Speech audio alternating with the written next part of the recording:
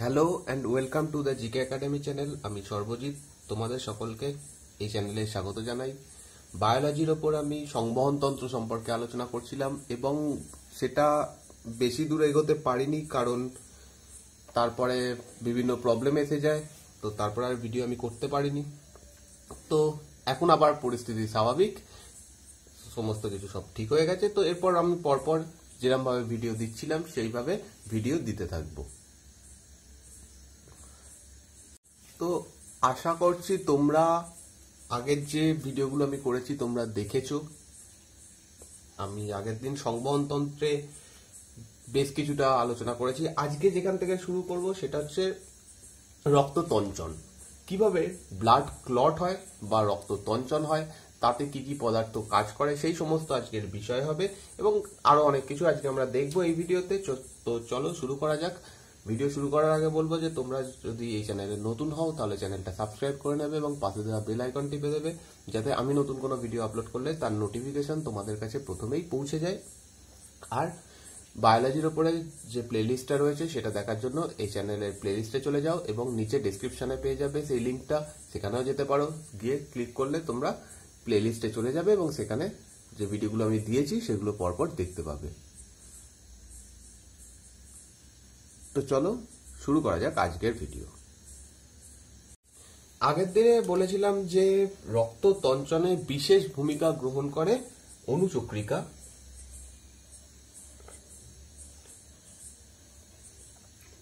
কিন্তু শুধুমাত্র অনুচক্রিকা একা রক্ততঞ্চন করতে পারবে না, তার সঙ্গে বেশ কিছু জিনিস আরো প্রয়োজন। সেই জিনিসগুলো কি কি? অনুচক্রিকা ছাড়া বেশ কিছু জিনিস রক্ততঞ্চনে সহায়তা করে। রক্ততঞ্চন সম্পর্কে আমরা দেখছি।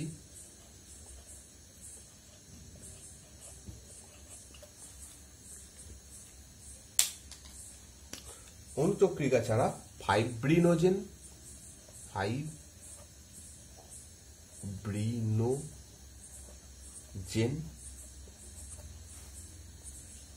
প্রোথ্রম্বিন,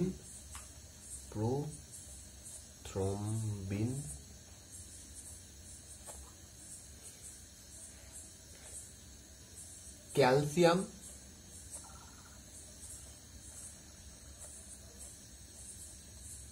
এবং ভিটামিন কে, এই সমস্ত জিনিস একত্রিতভাবে রক্তকে তঞ্চন করতে সাহায্য করে। অনুচক্রিকা আমরা জানি, অনুচক্রিকা সম্পর্কে আমরা আগের দিনের ভিডিওতেই দেখে এসেছি সেই জিনিসটা কি। ফাইব্রিনোজেন একটা প্রোটিন।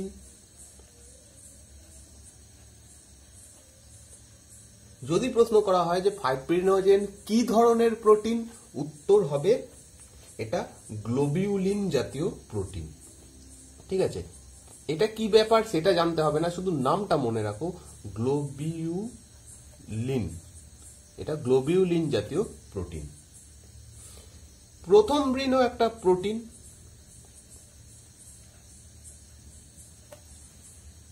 এটাও একটা প্রোটিন, কিন্তু এটা প্লাজমা প্রোটিন। ওকে, এই দুটো মনে রাখতে হবে যে প্রোটিনটা কি ধরনের প্রোটিন, সেইগুলো থেকেও পরীক্ষায় প্রশ্ন আসে। বিশেষত যদি WBCS মেন্স বা এই ধরনের পরীক্ষার কোশ্চেন দেখো, তো এরকম একটু খুঁটিয়ে প্রশ্ন করা হয়। তো আমি যতটা সম্ভব ডিপে, যতটা থেকে পরীক্ষায় প্রশ্ন আসে সবকিছুই আমি এখানে আলোচনা করার চেষ্টা করছি। প্রথম দিন গেল। ক্যালসিয়াম সম্পর্কে আমরা সকলেই জানি, ক্যালসিয়াম নিয়ে আলাদা কিছু বলার নেই। আর ভিটামিন কে, যখন আমরা ভিটামিন এর চ্যাপ্টারে দেখেছিলাম ভিটামিন কে এর রাসায়নিক নাম, কোথা থেকে পাওয়া যায় ইত্যাদি, তো এই বাকি জিনিসগুলো আমরা জানি, কিন্তু এই চারটে জিনিসও প্রয়োজন রক্ততঞ্চন করতে, সেটা আমাদের মনে রাখতে হবে। সেকেন্ড যে প্রশ্নটা এখানে করা হয় সংবহনতন্ত্রে, খুব ইম্পর্টেন্ট এই প্রশ্নগুলো যেগুলো বলছি, যে অনুচক্রিকা বা fibrinogen, prothrombin, calcium, vitamin K, এই সমস্ত কিছু রক্তের সঙ্গে মিশে রয়েছে, এরা রক্তবাহের মধ্যেও রয়েছে। তাহলে রক্তবাহের মধ্যে কেন রক্ত তঞ্চিত হয়ে যায় না? প্রশ্ন এটা আসতেই পারে যে কেন এটা তঞ্চিত হয় না রক্তবাহের মধ্যে? উত্তর হচ্ছে রক্তের মধ্যে আরো একটা পদার্থ থাকে যার নাম হেপারিন। হেপারিন। এবং এই হেপারিন এই জিনিসটা যেহেতু রক্তে মিশে থাকে সেই কারণে রক্তবাহের মধ্যে সঞ্চিত হয় না, তঞ্চিত হয় না। কিন্তু যখনই রক্তবাহের থেকে বেরিয়ে আসে, অর্থাৎ শিরা বা ধমনীর থেকে বেরিয়ে আসে, তখন সেটা তঞ্চিত হয়ে যায়, জমাট বেঁধে যায়। ব্লাড ব্যাংকে আবার রক্ত তরল অবস্থায় থাকে। আমরা যখন ব্লাড ব্যাংক থেকে রক্ত নিতে যাই তখন নিশ্চয়ই জমাট বাঁধা রক্ত নিই না। তাহলে আবার প্রশ্ন এখানে আসে যে ব্লাড ব্যাংকের রক্ত তো আমাদের রক্তবাহ থেকে আলাদা হয়ে বাইরে রয়েছে, তাহলে সেখানেও রক্ত তঞ্চিত হয়ে যাওয়া উচিত। এইখানে একটা পদার্থ মেশানো হয় যার জন্য রক্ত ওরকম তরল অবস্থাতেই থাকে, সেটা হচ্ছে সাইট্রেট। সাইট্রেট, এই সাইট্রেট একটা কোনো পদার্থ নয়, সাইট্রেট জাতীয় অনেক রকমের উপাদান রয়েছে, সেইগুলোকে ইউজ করা হয় রক্তকে ব্লাড ব্যাংকে তরল অবস্থায় রাখার জন্য। তো এই দুটো জিনিস ইম্পর্টেন্ট এখান থেকে। এবার আমাদের যেটা জানতে হবে সেটা হচ্ছে রক্তের শ্রেণী বিভাগ বা রক্তের বিভাগ। রক্তের বিভাগ বা ব্লাড গ্রুপ।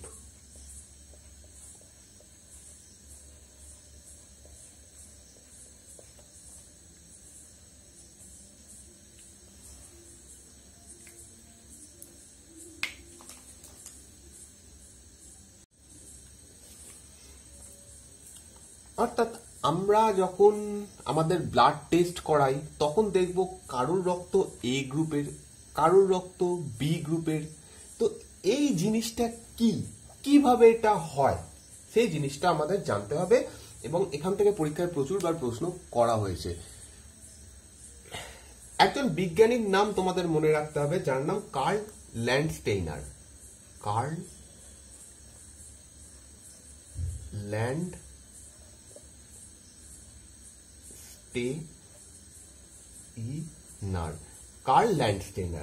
ইনি 1900 খ্রিস্টাব্দে লোহিত রক্তকণিকার কোষের পর্দায় দু ধরনের অ্যাগ্লুটিনোজেন দেখেন। কার্ল ল্যান্ডস্টেইনার তিনি লোহিত রক্তকণিকাকে পরীক্ষা করেন। এটা যদি লোহিত রক্তকণিকা হয়, তার যে উপরে যে কোষটা রয়েছে, কোষের যে পর্দা যাকে বলা হয়, উপরের অংশটাকে পর্দা বলা হয়, এই পর্দার উপরে কয়েকটা জিনিস দেখেন, দু ধরনের তিনি জিনিস দেখেন।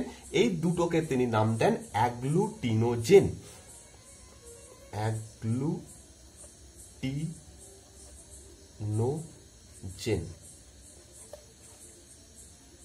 যেহেতু তিনি দু ধরনের অ্যাগ্লুটিনোজেন দেখেন সেহেতু তিনি দুটো নাম দেন, একটার নাম দেন এ, একটার নাম দেন বি। আবার বলছি, কার্ল ল্যান্ডস্টেইনার বলে একজন বিজ্ঞানী 1900 খ্রিস্টাব্দে লোহিত রক্তকণিকার কোষ পর্দার উপরে, লোহিত রক্তকণিকার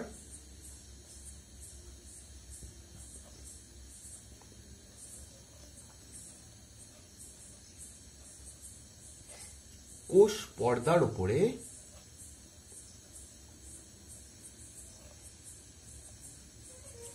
দুটো পদার্থ দেখেন। এই দুটো পদার্থকে তিনি বলেন এগুলো হচ্ছে অ্যাগ্লুটিনোজেন। এবং যেহেতু তিনি দুটো দেখেন এরকম জিনিস, সেই দুটোকে তিনি দুটো নাম দেন, একটার নাম দেন এ আর একটার নাম দেন বি। লোহিত রক্তকণিকাকে পরীক্ষা করার পর তিনি চলে যান এবার যে রক্ত রস বা প্লাজমা রয়েছে আমাদের শরীরে সেইটার দিকে, প্লাজমা। তিনি এই প্লাজমাকে পরীক্ষা করেন। প্লাজমাকে পরীক্ষা করার পর তিনি এখানেও দুটো পদার্থ দেখতে পান, যে দুটো পদার্থকে তিনি নাম দেন অ্যাগ্লুটিনিন। অ্যাগ্লুটিনিন। প্রথমে তিনি লোহিত রক্তকণিকাকে পরীক্ষা করলেন, সেখানে দুটো জিনিস পেলেন, তার নাম দিলেন অ্যাগ্লুটিনোজেন। এরপরে তিনি প্লাজমাকে পরীক্ষা করেন, সেখানেও তিনি দুটো জিনিস দেখতে পান, যে দুটো নাম দেন অ্যাগ্লুটিনিন। এবং যেহেতু দুটো জিনিস তিনি দেখতে পান, সেই কারণে সেইটারও দুটো নাম দেন, একটার নাম দেন আলফা আর একটার নাম দেন বিটা। এই দুটো চিহ্ন হচ্ছে আলফা এবং বিটার চিহ্ন, ঠিক আছে। তো এইরকম তিনি দেখেন, এই দুটো জিনিসের ওপর ভিত্তি করে তিনি রক্তের বিভাগ প্রস্তুত করেন।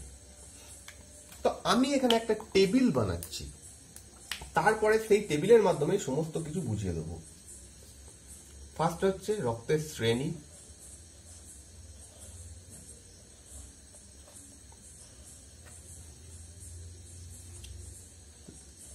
লোহিত রক্তকণিকায় লোহিত রক্তকণিকায়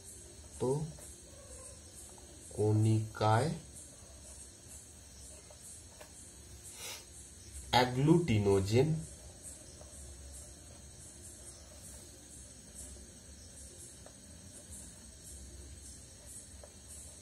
একটু হয়তো লেখাগুলো বুঝতে অসুবিধা হবে, কিন্তু কিছু করার নেই। আমার কাছে পেনও কিনতে পারছি না, অর্ডার দিয়েছি, যেদিন আসবে তারপরে ঠিকঠাক করে বানাতে পারবো।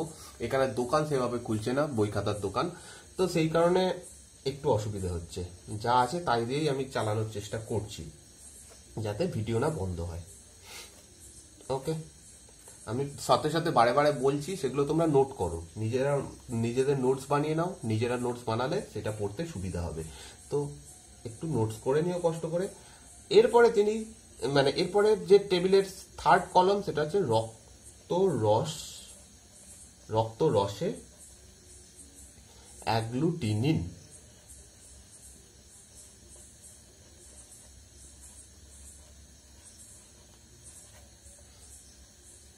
ওকে, তো তিনি বিভিন্ন মানুষের উপর পরীক্ষা করেন। একজন মানুষের শরীরে দেখেন যে লোহিত রক্তকণিকায় এই দুটোর মধ্যে এ নামক অ্যাগ্লুটিনোজেনটা রয়েছে। তখন তার রক্তরস পরীক্ষা করে দেখেন, যার এ নামক অ্যাগ্লুটিনোজেনটা রয়েছে তার শরীরে বিটা নামক অ্যাগ্লুটিনিনটা রয়েছে। তখন তিনি এই ব্যক্তিটার রক্তের শ্রেণীর নাম দেন এ। অর্থাৎ এখান থেকে আমরা বুঝতে পারছি লোহিত রক্তকণিকায় যে অ্যাগ্লুটিনোজেন রয়েছে সেইটার উপর ভিত্তি করে রক্তের শ্রেণী বিভাগের নামটা করা হয়। বিভাগের যে নামটা সেটা অ্যাগ্লুটিনোজেনের উপর ভিত্তি করে করা হয়। এবার তিনি আরো একজন ব্যক্তিকে পরীক্ষা করেন, মানে বিভিন্ন ব্যক্তিকে পরীক্ষা করেন, তাদের মধ্যে বিভিন্ন জিনিস পান। এরকম কয়েকজন ব্যক্তির শরীরে দেখা যায় যে লোহিত রক্তকণিকায় বি নামক অ্যাগ্লুটিনোজেনটা রয়েছে, তার শরীরে রয়েছে আলফা নামক অ্যাগ্লুটিনিনটা, তার রক্তরসে রয়েছে আলফা নামক অ্যাগ্লুটিনিনটা। তখন এই রক্তটার শ্রেণীটার নাম দেওয়া হয় বি। তিনি আরো কিছু লোকের শরীরে দেখেন যে তাদের রক্তকণিকায় এ আবার বি দুটো অ্যাগ্লুটিনোজেনই উপস্থিত,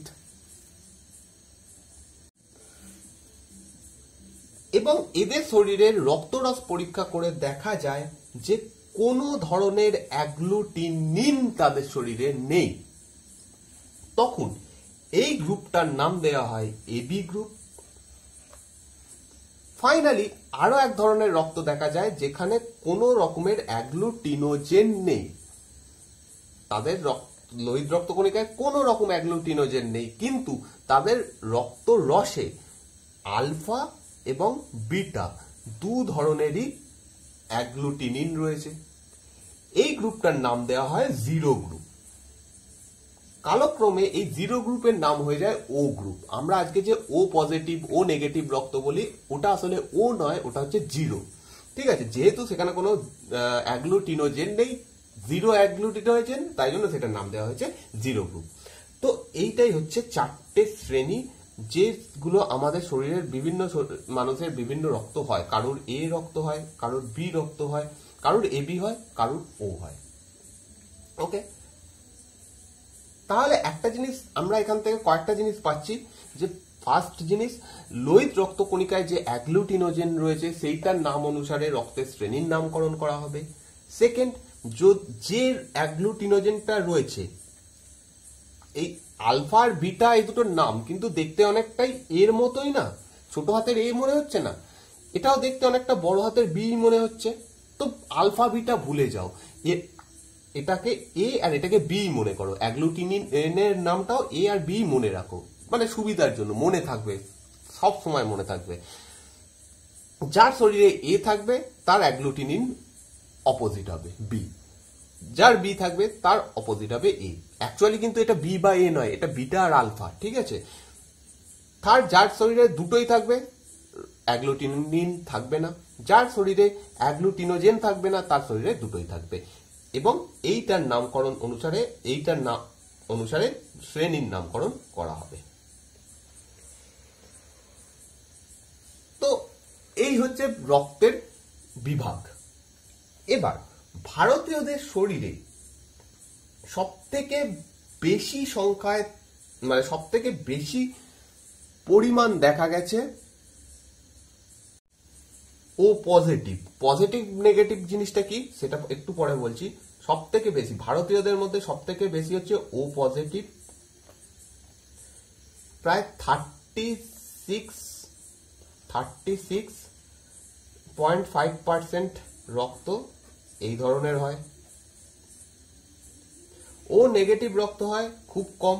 ও নেগেটিভ রক্তের বিভাগযুক্ত মানুষ মাত্র 2% হয়, মাত্র 2%। এ পজিটিভ হয় 22.1% মানুষের, 22.1%। এ নেগেটিভ রক্ত হয় 0.8% মানুষের। নেগেটিভ রক্ত খুব কম পাওয়া যায় ভারতীয়দের মধ্যে, সবই প্রায় পজিটিভ পাওয়া যায়। এ পজিটিভ 22.1%, এ নেগেটিভ হচ্ছে 0.8%। বি পজিটিভ পাওয়া যায় 30.9% মানুষের শরীরে, 30.9% মানুষের শরীরে। এবং বি নেগেটিভ পাওয়া যায় 1.1% মানুষের শরীরে। এবি পজিটিভ পাওয়া যায় 6.4% মানুষের শরীরে। এ বি নেগেটিভ পাওয়া যায় 0.2% মানুষের শরীরে। একটাও পার্সেন্টেজ মনে রাখতে হবে না, জাস্ট বোঝার সুবিধার জন্য ভারতীয়দের কতটা থাকে সেটার জন্য একটু বললাম, কিন্তু এগুলোর থেকে পরীক্ষায় প্রশ্ন আসবে না এই পার্সেন্টেজ ধরে, তাই শুধু শুধু মুখস্থ করারও কোনো মানে হয় না। এবার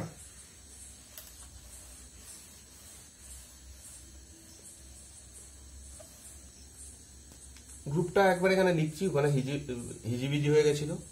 এ বি আর ও।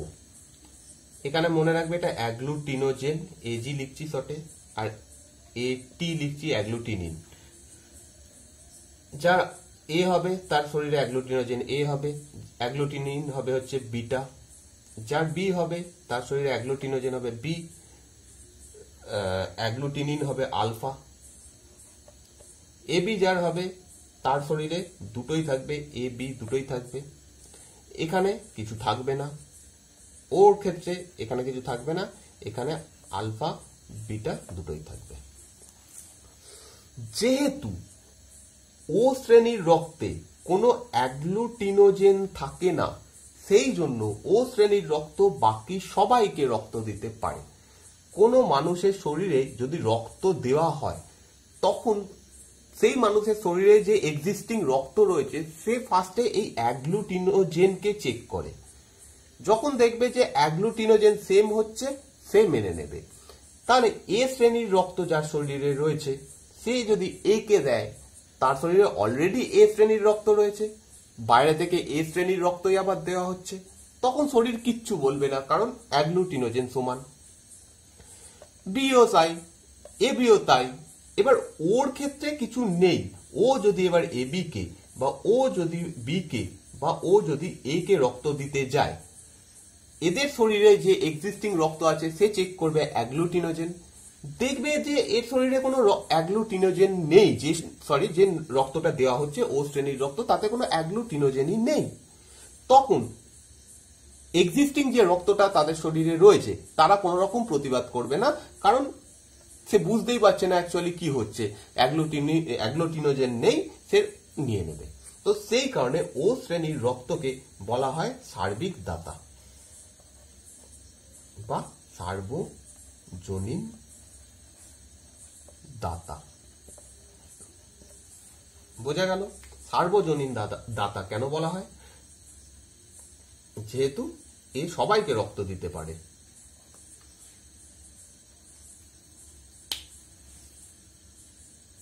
কিন্তু ও শ্রেণীর রক্ত যাদের শরীরে রয়েছে তাদের একটাই সমস্যা, তারা অন্য কোনো শ্রেণীর রক্ত নিতে পারবে না, শুধুমাত্র ও শ্রেণীর রক্তই তারা নিতে পারবে।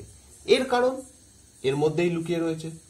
ও শ্রেণীর কারোর রক্ত রয়েছে শরীরে, তার শরীরের লোহিত রক্তকণিকায় কোনো অ্যাগ্লুটিনোজেন নেই, তার বডির মধ্যে যে রক্ত এমনিতেই রয়েছে তাতে কোনো অ্যাগ্লুটিনোজেন নেই। যখনই কেউ একটা এ শ্রেণীর রক্ত বা বি শ্রেণীর রক্ত বা এবি শ্রেণীর রক্ত দিতে যাবে তখনই কোনো না কোনো অ্যাগ্লুটিনোজেন তার শরীরে ঢুকবে। ও বুঝতে পারবে না যে এই জিনিসটা কি, সঙ্গে সঙ্গে সেই সমস্ত রক্তকে জমিয়ে দেবে, যার শরীরে রক্ত দেওয়া হচ্ছে সে মারা যাবে। একমাত্র ও শ্রেণীর রক্তই ও শ্রেণীর রক্তকে দিতে পারবে। গেল এটা সেকেন্ড ব্যাপার।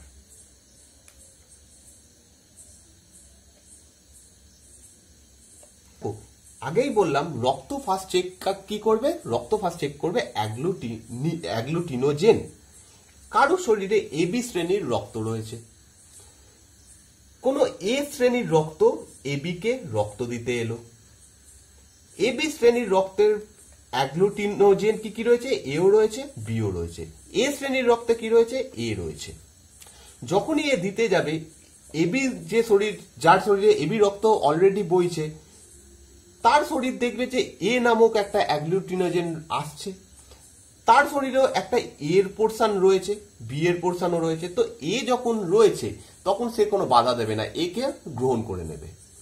আবার সেই বি যখন নিতে চাইবে, যদি কোনো বি শ্রেণীর রক্ত এই এবি শ্রেণীকে দিতে চায়, তখন তার শরীরের এক্সিস্টিং রক্ত দেখবে যে আমার শরীরে অলরেডি বি বলে একটা অ্যাগ্লুটিনোজেন রয়েছে, তখনও সে কোনো বাধা দেবে না, নিয়ে নেবে।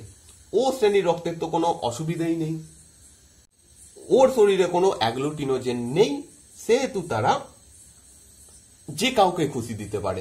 তো এবি এমন একটা শ্রেণী, সে সবার কাছ থেকে রক্ত গ্রহণ করতে পারবে। তো সেই কারণে এবি কে বলা হয় সার্বিক বা সার্বজনীন গ্রাহিতা। সার্বজনীন গ্রাহিতা, সার্বজনীন গ্রাহিতা। বোঝা গেল?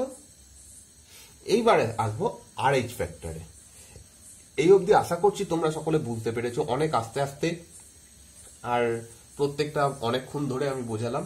আশা করছি তোমরা এই জিনিসটা বুঝতে পেরে গেছো। এবার যেটা দেখবো সেটা হচ্ছে RH ফ্যাক্টর।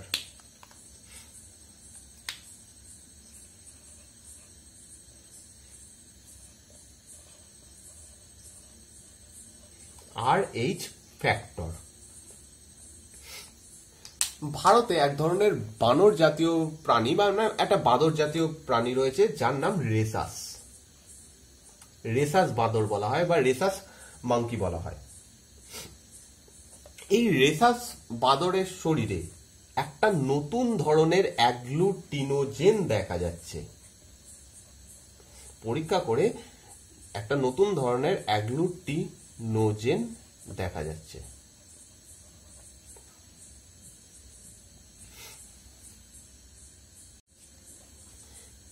তো রেসাস নামক যে বাঁদর, তার শরীরের রক্তে লোহিত রক্তকণিকায় অবশ্যই, কারণ অ্যাগ্লুটিনোজেন লোহিত রক্তকণিকাতেই থাকবে। তো তার শরীরের রক্তের লোহিত রক্তকণিকাতে একটা নতুন ধরনের অ্যাগ্লুটিনোজেন দেখা যাচ্ছে এবং পরীক্ষা করে দেখা যাচ্ছে সেম অ্যাগ্লুটিনোজেন মানুষের শরীরেও থাকে। এই অ্যাগ্লুটিনোজেনটা কিন্তু এ বা বি নয়, মানুষের শরীরে নয় এ নয় বি নয় এ বি দুটোই, বা একদম কিছু থাকবে না, হতে পারে। কিন্তু রেসাস বাঁদরের শরীরে এক ধরনের নতুন অ্যাগ্লুটিনোজেন পাওয়া যাচ্ছে, যেটা দেখা যাচ্ছে মানুষের শরীরেও থাকে। তবে সেটা সমস্ত মানুষের মধ্যে থাকে না, কিছু কিছু মানুষের মধ্যে থাকে, কিছু কিছু মানুষের মধ্যে থাকে না। তো এই রেসাস বাঁদরের নাম অনুসারেই এটার নাম হয়ে যাচ্ছে RH ফ্যাক্টর। এই অ্যাগ্লুটিনোজেনটা যে যে মানুষের শরীরে থাকবে তার রক্তকে বলা হবে পজিটিভ রক্ত, আর এই অ্যাগ্লুটিনোজেনটা যার শরীরে থাকবে না তাকে বলা হবে নেগেটিভ রক্ত। অর্থাৎ আমার রক্ত যদি এ পজিটিভ হয়, বা কেউ যদি রক্ত পরীক্ষা করে দেখে যে তার রক্ত বি পজিটিভ বা ও পজিটিভ, তাহলে বুঝতে হবে তার শরীরে কি কি রয়েছে। এর কথা বলছি ফার্স্টে, তার শরীরে অ্যাগ্লুটিনোজেন রয়েছে এ, তার রক্তরসে অ্যাগ্লুটিনিন রয়েছে বিটা, এবং তার শরীরে RH ফ্যাক্টর যেটা সেটা রয়েছে, RH ফ্যাক্টর রয়েছে। তাই কারণে এই পজিটিভ সাইনটা দিতে হবে। বি এর ক্ষেত্রেও তাই, বি শরীরে অ্যাগ্লুটিনোজেন থাকবে বি এর শরীরে অ্যাগ্লুটিনিন থাকবে আলফা, আর বি এর শরীরেও RH যে জিনিসটা, RH যেটা রেসাস বাঁদরের শরীরের যে অ্যাগ্লুটিনোজেন সেটা রয়েছে, তাই জন্য তাকে পজিটিভ দিতে হবে।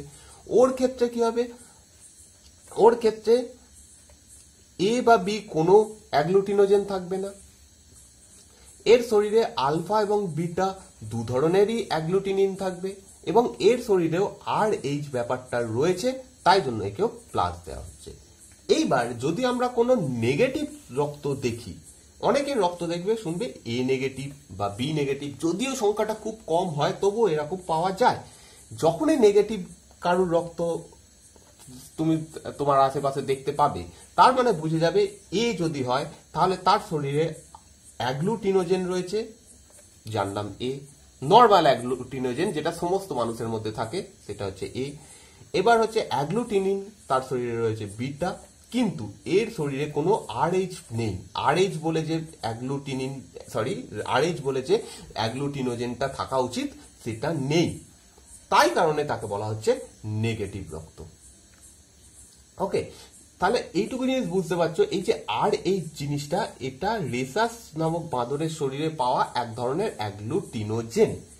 ফার্স্ট টাইম যেহেতু এই রেসাস বাঁদরের শরীরে এটাকে পাওয়া যায়, তাই জন্য তার নাম অনুসারে এটা RH ফ্যাক্টর বলা হয়। এবার এই সময় প্রথমে হয়তো রক্ত দেওয়া হচ্ছিল, কোন একজন মানুষের শরীরে দেখা যাচ্ছে তার রক্তের গ্রুপ হচ্ছে এ, তার শরীরে একজন এ শ্রেণীর রক্ত নিয়ে দেওয়া হলো, তবুও দেখা গেল লোকটা মরে গেল।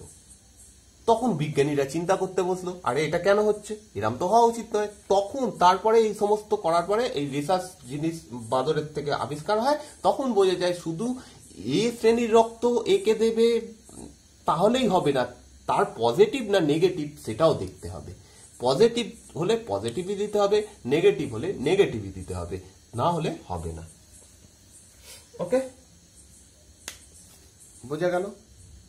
তবে নেগেটিভ রক্ত খুব কমই হয়, আগে চারটাতেই দেখালাম নেগেটিভ রক্ত পয়েন্টে দেখাচ্ছিলাম, মানে খুবই কম লোকের হয়।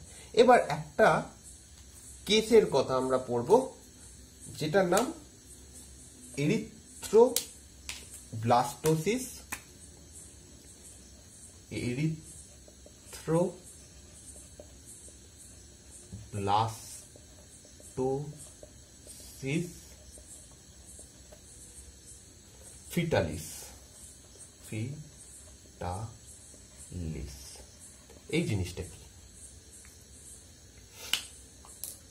এই যে RH জিনিসটা আমরা এতক্ষণ ধরে আলোচনা করলাম না, এই জিনিসটা বংশানুক্রমিক ভাবে আসে, অর্থাৎ পিতার থাকলে সাধারণত এটা পুত্রেরও থাকবে, যদি পিতার না থাকে সাধারণত পুত্রের এটা আসে না।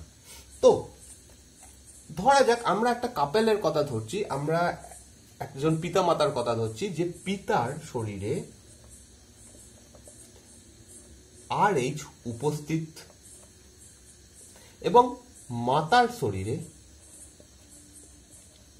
RH নেগেটিভ, অর্থাৎ তার শরীরে কোনো RH অ্যাগ্লুটিনোজেন নেই। এবার এদের দুজনের মধ্যে বিবাহ হলো, এদের সন্তান হলো।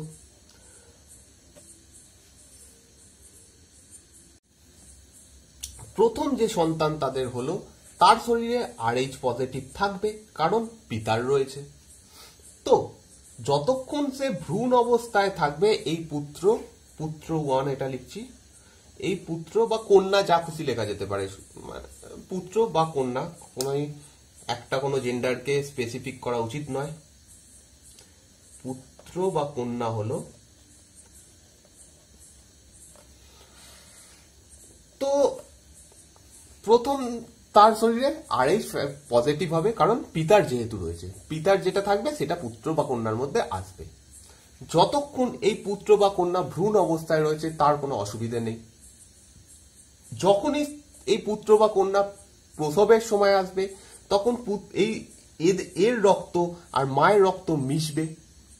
মায়ের রক্ত কি RH নেগেটিভ, মেশার পরে কি হবে, মায়ের শরীরে অটোমেটিক একটা RH বিরোধী পদার্থ তৈরি হয়ে যাবে। বিরোধী পদার্থ, বিরোধী,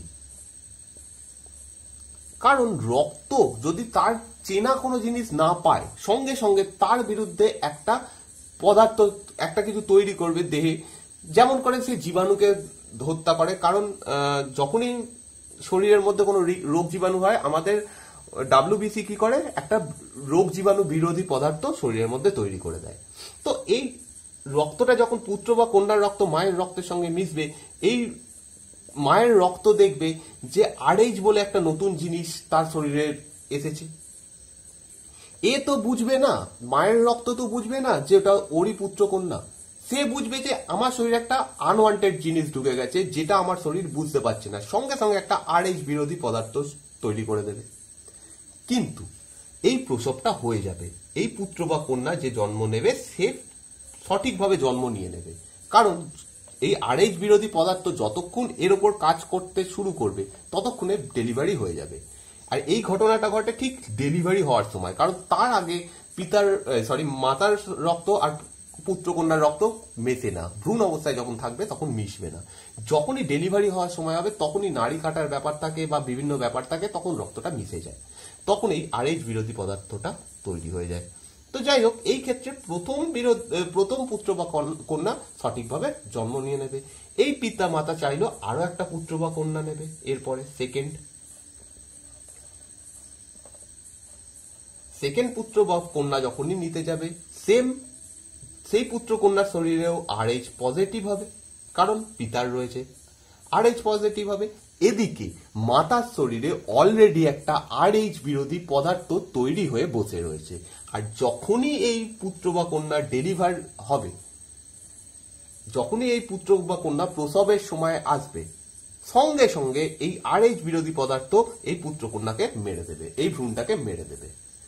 ইভেন এরপরে যতবার এরা পুত্র কন্যা নিতে চাইবে, পুত্র কন্যা 3, ততবার এই RH পদার্থ এসে পুত্র কন্যার যে ভ্রূণটা রয়েছে তাকে মেরে দেবে।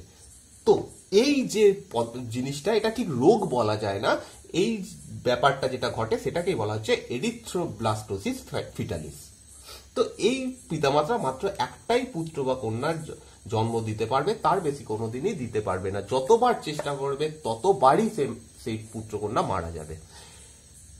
তো এই কারণে বলা হয় যে, আগেকার দিনে বলা হতো যে বাবা মায়ের যখন কোনো ছেলে মেয়ের যখন বিয়ে হচ্ছে তাদের রক্ত টেস্ট করে নাও, তাদের রক্তের কি, এইগুলো বলা হতো, কারণ যাতে এই ঘটনা না ঘটতে পারে। তো এখন এগুলো অনেকটাই করা হয় না, লাভ ম্যারেজের ব্যাপার থাকে, তো সেখানে দেখা হয় না। কিন্তু অবশ্যই পিতামাতার এটা চেক করে নেওয়া উচিত, নয়তো এই ধরনের প্রবলেমটা আসবে। একটা সন্তান তারা নিতে পারবে, পরবর্তী সন্তান তারা নিতে পারবে না, তো তাদেরকে একটাই সন্তান নিতে হবে। তো এই অবধি বোঝা গেল। এরপরে যে জিনিসটা রয়েছে সেটা হচ্ছে মানুষের সংবহন তন্ত্র, অর্থাৎ হৃৎপিণ্ড, শিরা, ধমনী ইত্যাদিগুলো আলোচনা করতে হবে। কিন্তু আমি এই ভিডিওটা এরকম ছোটই রাখছি, এর কারণ হচ্ছে এই পরের যে ব্যাপারটা রয়েছে সম্পূর্ণ আলাদা জিনিস, সেটাকে সম্পূর্ণ আলাদাভাবেই দেখা উচিত। তো আমি ওইটা আলাদা করে ভিডিও করব এবং খুব তাড়াতাড়ি সেটা দিয়ে দেবো, বেশি দেরি হবে না, কথা দিচ্ছি। তখন সেটা আলোচনা করব। এই ভিডিওটায় যদি কোনো বুঝতে অসুবিধা হয়, কোনো জিনিস যে তোমরা বুঝতে পারোনি এরকম কিছু থাকে, তাহলে আমাকে কমেন্ট করে জানাবে। তাহলে পরের দিনের ভিডিও যখন করব, ফার্স্টে আগে এই জিনিস যেটা তোমরা বুঝতে পারবে না সেইগুলোকে আলোচনা করে নেবো। তো যদি কিছু অসুবিধা হয় অবশ্যই কমেন্ট করে দিও। আর যদি তোমরা বুঝতে পারো, যদি ভিডিওটা ভালো লাগে তো লাইক করে দিও এবং ভিডিওটা শেয়ার করো। Thank you for watching.